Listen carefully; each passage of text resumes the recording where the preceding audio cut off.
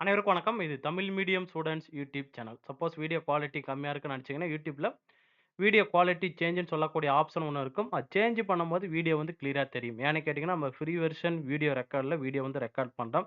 So மறக்காம நம்ம YouTube channel subscribe பண்ணிக்கங்க. பெல் பட்டன வந்து நோட்டிஃபிகேஷன் வந்து ஆன் பண்ணி வச்சுக்கங்க. ஸோ இந்த வீடியோல நம்ம எத பத்தி பார்க்க போறோம் அப்படின்னு கேட்டீங்கன்னா, CSIR UGC NET examination December 2024க்கு உண்டான அப்ளிகேஷன் ஃபார்ம் வந்து குடுத்துருக்காங்க. இந்த அப்ளிகேஷன் ஃபார்ம்ங்கிறது இன்னிலிருந்து டிசம்பர் 9ஆம் தேதியிலிருந்து டிசம்பர் 30ஆம் தேதி வரைக்கும் நீங்க அப்ளை பண்ண முடியும். ஓகேங்களா?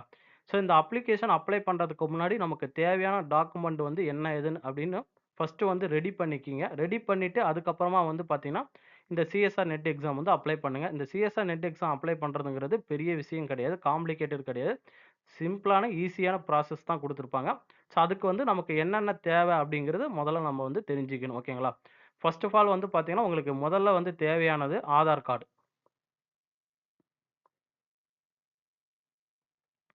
உங்களுடைய ஆதார் கார்டு நம்பர் வந்து கண்டிப்பா கேட்பாங்க. உங்களுடைய ஆதார் கார்டோடைய எந்த ஃபோன் நம்பர் வந்து லிங்க் பண்ணியிருக்கிறீங்களோ, அந்த ஃபோன் நம்பருக்கு வந்து ஓடிபி வரும். அந்த ஓடிபி வந்து நம்ம என்ட்ரி பண்ணணும். ஸோ ஃபர்ஸ்ட்டு வந்து ஆதார் கார்டு வந்து தேவை. 2வது வந்து பார்த்தீங்கன்னா, உங்களுக்கு இமெயில் ஐடி. ஸோ நீங்க எந்த இமெயில் ஐடி வந்து ப்ராப்பரா யூஸ் பண்றீங்களோ, அந்த இமெயில் ஐடி வந்து என்ட்ரி பண்ணுங்க. அந்த இமெயில் ஐடிக்கும் வந்து பார்த்தீங்கன்னா, ஒரு ஓடிபி வந்து சென்ட் பண்ணுவாங்க. அந்த ஓடிபி எடுத்துட்டு வந்து நம்ம அப்ளிகேஷன் ஃபார்ம்ல வந்து ஃபில் பண்ற மாரி வரும். ஓகேங்களா? ஸோ ஃபர்ஸ்ட்டு ஆதார் கார்டு, 2வது இமெயில் ஐடி. 3வதா வந்து பார்த்தீங்கன்னா, நீங்க இந்த எக்ஸாமுக்கு வந்து எப்படி அப்ளை பண்ணணும் அப்படின்னு கேட்டீங்கன்னா, காமனா வந்து பார்த்தீங்கன்னா, அவங்களே வந்து ஒரே ஒரு ஆப்ஷன் தான் வச்சிருப்பாங்க. ஜேஆர்எஃப் பிளஸ் வந்து பார்த்தீங்கன்னா, அசிஸ்டன்ட் புரொஃபசர் குவாலிஃபைடு. அதுக்கப்புறம் வந்து பார்த்தீங்கன்னா, பிஹெச்டி. இந்த ஒரு ஆப்ஷன் மட்டும் கிளிக் பண்ணுங்க. ஜேஆர்எஃப், அசிஸ்டன்ட் புரொஃபசர் அதுக்கப்புறம் வந்து பார்த்தீங்கன்னா, பிஹெச்டி அட்மிஷன். இந்த ஒரு ஆப்ஷன் மட்டும் தான் இருக்கும். இந்த ஒரு ஆப்ஷன் மட்டும் நீங்க கிளிக் பண்ணா போதும். இதுக்கு முன்னாடி வந்து பார்த்தீங்கன்னா, நம்ம இண்டிவிஜுவலா ஜேஆர்எஃப்னா ஜேஆர்எஃப் ஆப்ஷன் வந்து கிளிக் பண்ணணும். அப்படி இல்லன்னா இப்ப அசிஸ்டன்ட் புரொஃபசர்னா அதுக்கு உண்டான ஆப்ஷன் வந்து நம்ம கிளிக் பண்ற மாரி இருக்கும். பட் இந்த தடவ வரக்கூடிய எக்ஸாமினேஷன் இது எல்லாமே வந்து பார்த்தீங்கன்னா, காமனா தான் குடுத்திருப்பாங்க. ஜஸ்ட் வந்து நீங்க கிளிக் பண்ணா போதும்.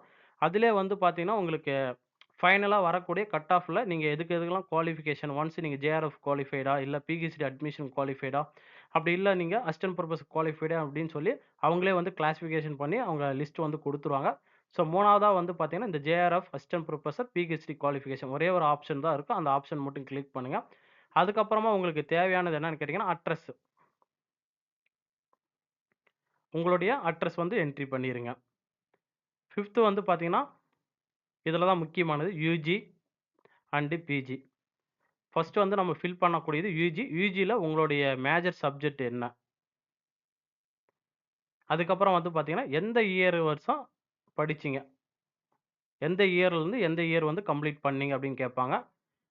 3வதா வந்து பார்த்தீங்கன்னா, எந்த யூனிவர்சிட்டி கீழ வந்து நீங்க யுஜி வந்து பண்ணியிருக்கிறீங்க அப்படின்னு சொல்லி கேட்பாங்க.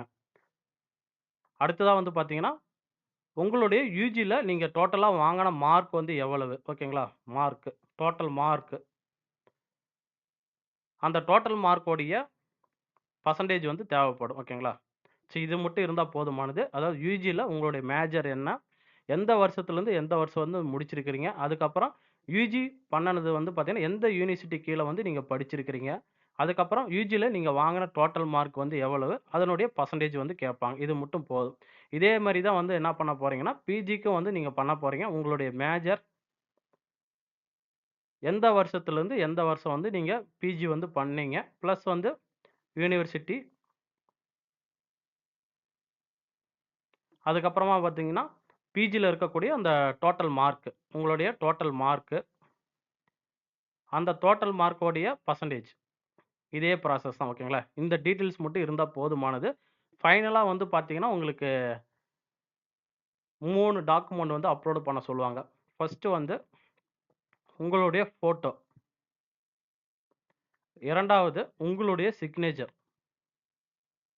3வதா வந்து பார்த்தீங்கன்னா, கம்யூனிட்டி சாதி சான்றிதழ் ஓகேங்களா? இந்த ஃபோட்டோ, சிக்னேச்சர் பொறுத்தவரைக்கும் உங்களுக்கு வந்து ஜேபிஜி மெத்தட்ல வந்து இருக்கணும்.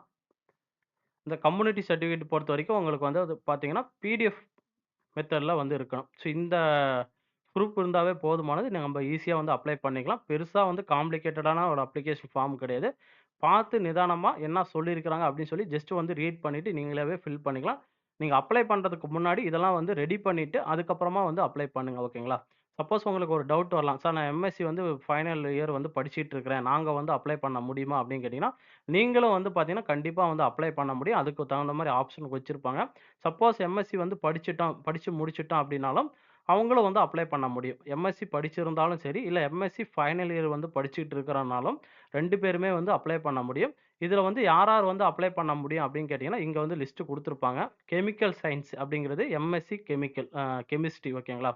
2வது எர்த், அட்மாஸ்பிரிக், ஓஷன் இந்த மேஜரா படிச்சிருக்கக்கூடியங்க, அவங்க வந்து அப்ளை பண்ண முடியும். 3வது வந்து பார்த்தீங்கன்னா, லைஃப் சயன்ஸ். லைஃப் சயன்ஸ்ங்கிறது ஒண்ணும் கிடையாது. பாட்னி, ஜூவாலஜில வராங்க இல்லையா? அவங்க வந்து அப்ளை பண்ண முடியும். அடுத்தது வந்து பார்த்தீங்கன்னா, மேத்தமேட்டிக்கல் சயன்ஸ்ங்கிறது எம்எஸ்சி மேத்தமேட்டிக்ஸ். பிசிக்கல் சயன்ஸ்ங்கிறது எம்எஸ்சி பிசிக்ஸ் ஓகேங்களா? ஸோ இதுதான் 5 சப்ஜெக்ட். இந்த 5 சப்ஜெக்ட் வந்து யாராவது முடிச்சிருக்கிறோமோ, பிளஸ் வந்து ஃபைனல் இயர் வந்து படிச்சுட்டு இருக்கிறோமோ, 2 பேருமே வந்து அப்ளை பண்ண முடியும். ஸோ வருகின்ற இன்றிலிருந்து 9ஆம் தேதியிலிருந்து 30ஆம் தேதி வரைக்கும் அப்ளை பண்றக்கூடிய டைம் வந்து குடுத்துருக்காங்க. பிளஸ் வந்து லாஸ்ட் டேட் வந்து பேமெண்ட் வந்து எப்ப பே பண்ணணும் அப்படின்னு கேட்டீங்கன்னா, டிசம்பர் 31ஆம் தேதி ஓகேங்களா?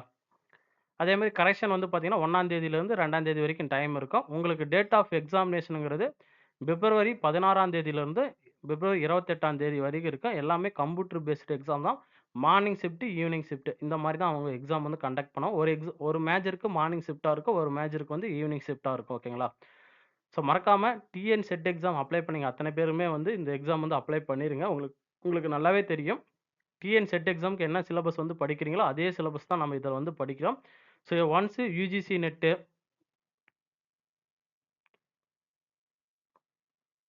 அதுக்கப்புறம் பார்த்தீங்கன்னா, சிஎஸ்ஆர் நெட்டு இதெல்லாம் எக்ஸாம் முடிச்ச பின்னாடி தான் நமக்கு வந்து என்னான்னு கேட்டீங்கன்னா, ஸ்டேட் கவர்மெண்ட்ல வைக்கக்கூடிய டிஎன் செட் எக்ஸாம் வந்து நம்ம எதிர்பார்க்கலாம்.